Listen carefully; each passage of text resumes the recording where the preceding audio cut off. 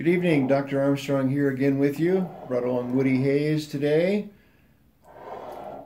We're going to be looking at chapter 3, but before we begin that, I want to go back and review a little bit. We looked at this picture a little bit last time, and we talked about the fact that a sprinter coming out of the blocks needs to position their legs properly in the pedals. And this time you'll note that I've drawn some angles on this, and I would remind you that you get a maximum contraction from a muscle if it's a little bit more than resting length. So for a sprinter, in this particular case, this picture, the left leg would be the first one to come out. So the quad's going to extend the lower leg. And notice the angle of the stretch. Now compare this with a sprinter who is bunched up in the blocks. There's a good picture of that in the PowerPoint. And the same principle is in the example of a jump ball.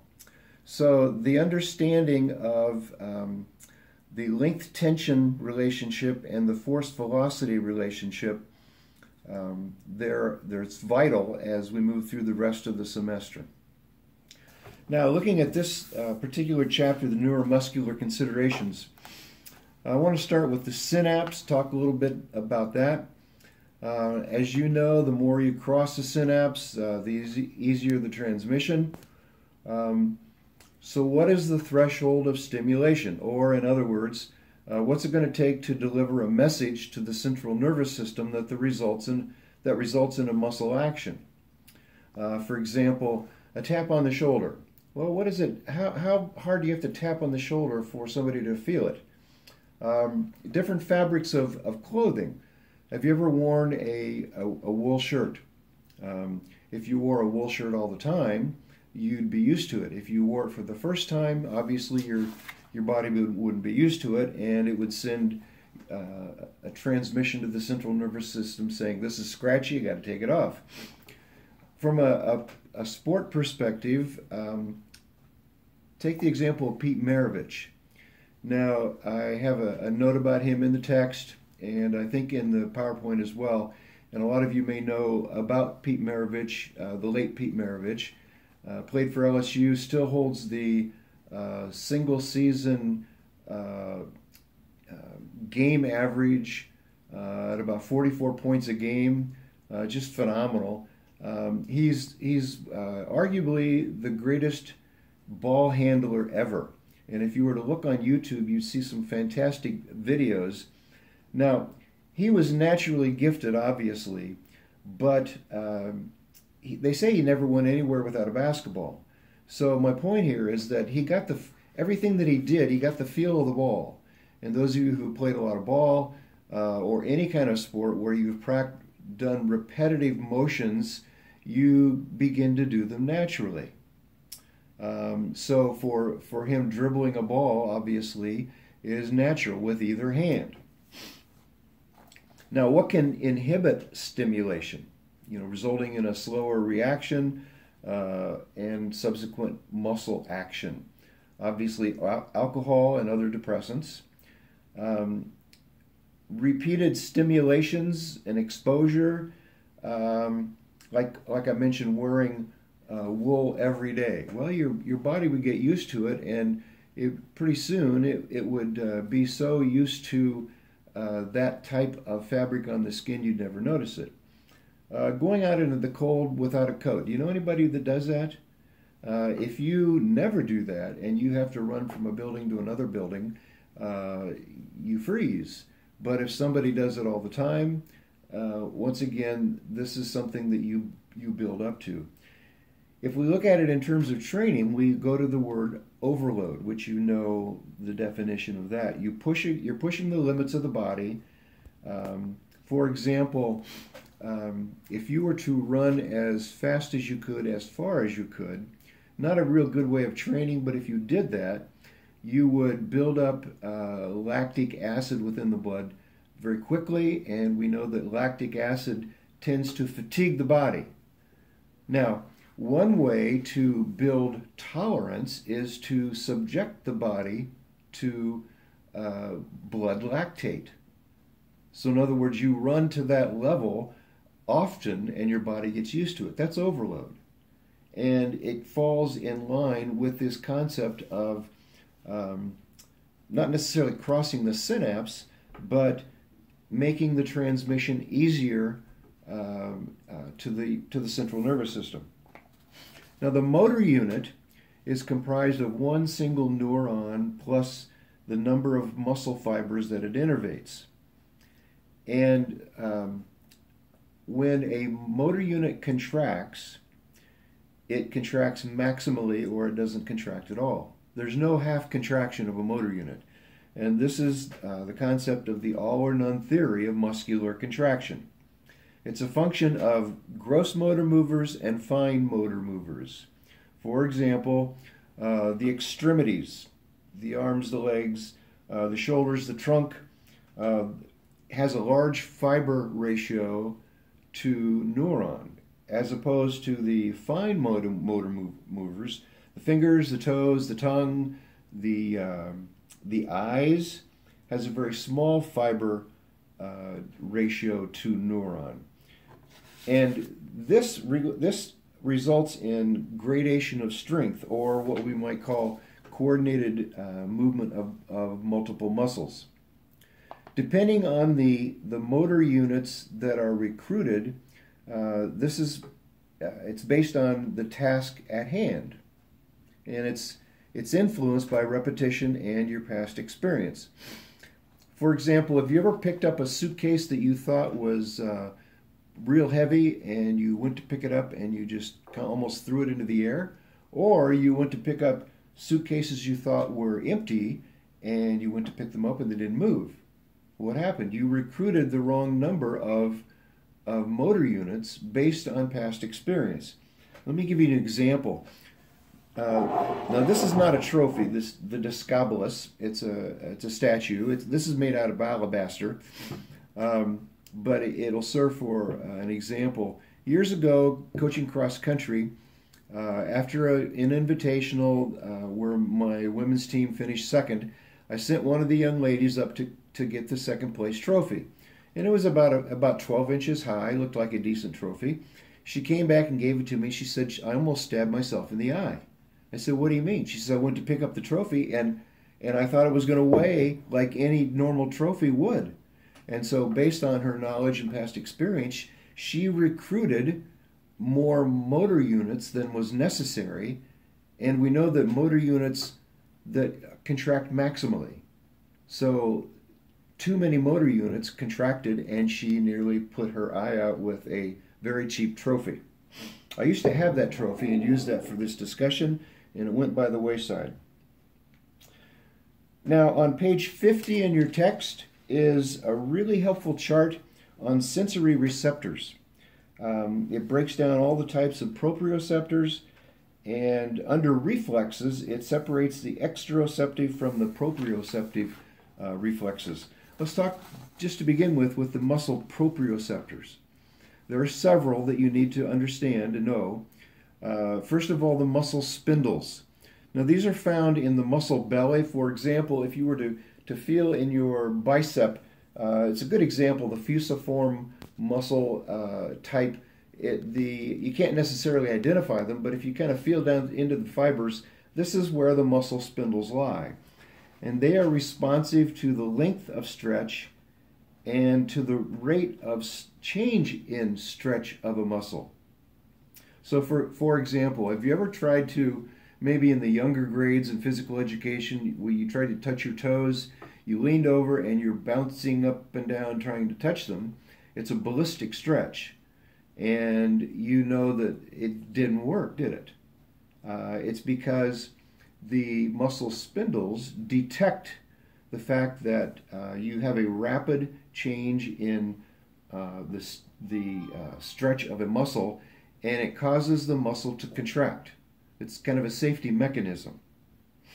Now, there's the Golgi tendon organ, the GTO, and these are located obviously in the tendon, and they react to the magnitude of the stretch. So for example, if you've ever arm wrestled, and you get to a certain point where there's kind of a stalemate, or maybe somebody is pushing your arm down, and you're pushing as hard as you can, and you're losing. What's happening is the GTO reacts to the magnitude of the stretch of the muscle, and it causes the muscle to relax, as opposed to the muscle spindle that causes it to contract. Now, a good example of this would be, for example, if you're doing an arm curl, and let's say it's a pretty heavy arm curl, you get it up to a certain point, and you can't get it any farther, and you're pushing and pushing, and you begin to fail. And there's two things here that you need to understand. First of all, where the Golgi tendon body is causing the muscle to relax, but also we talked last week about the passive tension that occurs in a curl, where you've reached the point where active tension gives up and you are involved in passive tension. This is all influenced by the overload principle. The more I push the limit, the greater the threshold of stimulation by the GTO. I used to have as an assignment in this class all the students to go and hang from a bar. Get a bar and hang as long as they could. But before they do it, I asked them, how long do you think you can hang? And over the years, I've had people say, I can hang all day, to, well, maybe a minute or two, something like that. And I asked the question, what if your life depended on it? Could you continue to hang until somebody came to get you? And most people said, yeah, probably so. Well, the fact is, in doing this experiment a number of years, about the longest I ever had a student hang was right around 2 minutes. And what happens is your grip, you hang on so long that the GTOs in the fingers and the hands just basically realize the magnitude of the stretch is too much, sends the message to the central nervous system, which comes back saying the muscles have to relax, and then you have to let go. Now, I saw recently, and you may have seen the same thing on the news or on Facebook, a gentleman was in a hang glider with somebody else who was operating it. He thought, and the operator thought, that he was hooked on to the operator. He wasn't. They took off, and he's hanging on for dear life, one hand on the glider, one hand on the operator, and he's slipping off, and they flew for, I don't know, probably 20, 30 seconds, and he finally, just as they got to the ground, he let go. And I was really impressed, and it drew me to this example, and made me wonder, well, maybe a person with the threat of death could possibly hang on longer. It's an interesting possibility. Next proprioceptor we have are the Pacinian corpuscles. Now, they're activated by the rapid joint angle changes and by pressure that compresses the joint capsule. So it allows the central nervous system to predict where your feet will be at any given time so you can make adjustments. Have you ever, you'll remember years ago when you were a kid, the idea of you don't want to step on a crack because you might break your mother's back. Now, hopefully you've heard of that. It's not something that I brought out of the Dark Ages. But as you're walking along, 3 or 4 steps prior to the crack, you can tell whether you're going to hit it, and you can adjust your steps. Or if you're playing some game where you have to kick something, some kind of a ball or something, you can adjust your steps so that you know you're going to come up. Those are the Pacinian corpuscles that are doing the work for you there. Then we have the Ruffini endings, and these detect continuous states of pressure. Now, they're helpful in detecting joint position and changes in joint angle. And finally, we have the labyrinthine and the neck proprioceptors. The labyrinthine receptors are in the inner ear. And so as your head changes position back and forth, up and down, you get the fluid flowing inside the inner ear, and it detects the change in angle. Now, if it weren't for the neck proprioceptors, every time you turned your head, the body would want to adjust somehow. The neck proprioceptors tend to override the labyrinthine, so that you can be standing straight up, and if your head tilts, the neck proprioceptors tell the central nervous system that it's okay, you don't have to adjust the body. Now, one way that it does detect, have you ever been, for example, in church, you're standing up for prayer, the prayer goes long, and you begin to feel yourself sway, and you catch yourself. Those are the neck proprioceptors helping you out so you don't fall on top of the person next to you. Now let's talk a little about the reflex movements. There are exteroceptive movements and there are proprioceptive. Look at the exteroceptive first, and these are muscle reactions that are due to outside stimulation. First is the extensor thrust. These are due to the Pacinian corpuscles, and they note the pressure against the soles of the feet or the hands, and they result in quick push-off. So, for example, somebody doing a handspring, that is the extensor thrust due to the Pacinian corpuscles. Or, have you ever played basketball in a really short gym where the backboard was practically attached to the end of the wall, and you come in for a layup and don't realize you're going to hit the wall pretty quick, and you just in time hit it with your hands, and you are able to kind of push off or to at least give yourself some, you give way as you touch. Again, that's the extensor thrust. Then you have the flexor reflex, and that's usually a response to pain for self-protections. For example, if I'm touching, I happen to touch a hot plate, didn't know it's hot, I just automatically bring it back. I didn't have to think about it. It was there. That's the flexor reflex. And then you have the crossed extensor reflex, and this is a reaction to pain in a weight-bearing limb. Now, for an animal, if you've ever seen an animal, we see a fox or two outside our house every so often, and we had one who was limping for months and running on three legs, and so that is the crossed extensor reflex for an animal. Now, in terms of ourselves, have you ever run in a field and you happen to step in a hole, you didn't see it, but you're able to catch yourself before you actually sprain your ankle and you shift your weight to the other side? That's the crossed extensor reflex. Now, proprioceptive muscle reflexes, these are actions due to stimulations of receptors in the skeletal muscles themselves. We already mentioned this, the stretch reflex.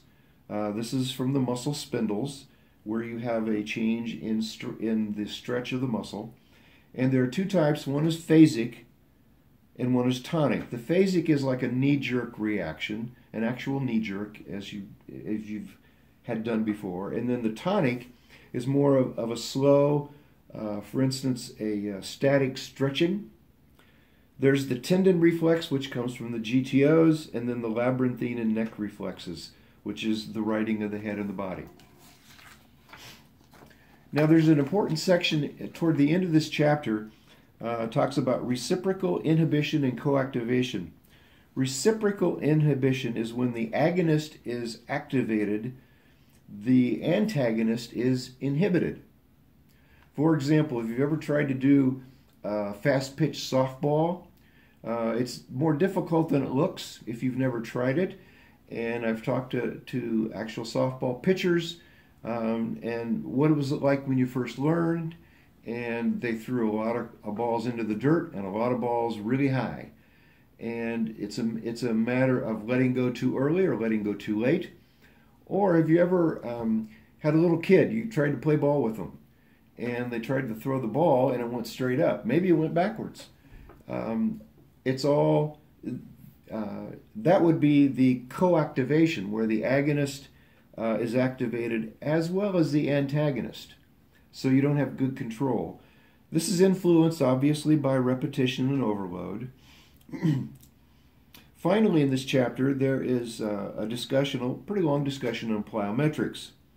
Now, if we were to go back and put this within the context of an earlier discussion, you'll recall the force-velocity curve, and about the middle of that curve, if you'll recall, we put power or speed strength, or in this case, plyometric training. Plyometrics, as you probably know, most of you probably have done plyos. It's for the development of explosive muscle movement. It's based on repetition, overload, and reflex actions. And in terms of the application, here are some of the items that you need to remember. First of all, you develop maximal tension when a muscle is stretched rapidly. The faster the lengthening of the muscle, the greater the tension. And an eccentric contraction or a stretch of the muscle needs to be followed immediately by a concentric contraction, which creates greater force than just a concentric contraction. For example, a golfer on a backswing. If you've played golf, you know that when you do a backswing, you don't just hold the club up and then drop it. You bring it up, and then you have a little bit of another upswing and bring it through. Okay, you're putting a stretch on the tricep of the lower hand, lower arm, and immediately following that stretch, you come through with a concentric contraction. Now, the most important factor in performing plyometrics is not the magnitude of the stretch, how much you stretch it, but the time it takes between the stretch and the contraction. It should be immediate. When doing plyos, it's important to use your own body weight. For example, if you're training young kids and you decide to do plyos, you don't do box drills, you do plyos that are using their own weight. You're doing double leg jumps, something like that. And then when you finally get to box jumps, the increase is the incremental increase is very short. Now, in closing, let me just say, give you a comment about the results of the pre-test that I asked you to do. As you know, it has nothing to do with your grade. It just gives me an idea as to where you stand in terms of starting this class. And there are two items that some of you need to address. One is the identification of bones. If you see a particular bone, you need to be able to identify it quickly. Now, if I give you an examination or a quiz where it's open book, it may not be quite so important. However, when you get out into the field, when you begin to work, you won't always have the book by you. So in other words, you're going to need to know the difference between a humerus and a femur. Secondly, you need to make sure that you understand movement terminology. The difference between abduction and adduction. And again, most of you know this, you have it down pat. Some of you need to do some review, that's okay. But I just want to remind you that these are the types of things that we build on throughout the semester that will make the learning more fun and more profitable for you. That does it for Chapter 3. Work hard, have fun. We'll talk to you again soon.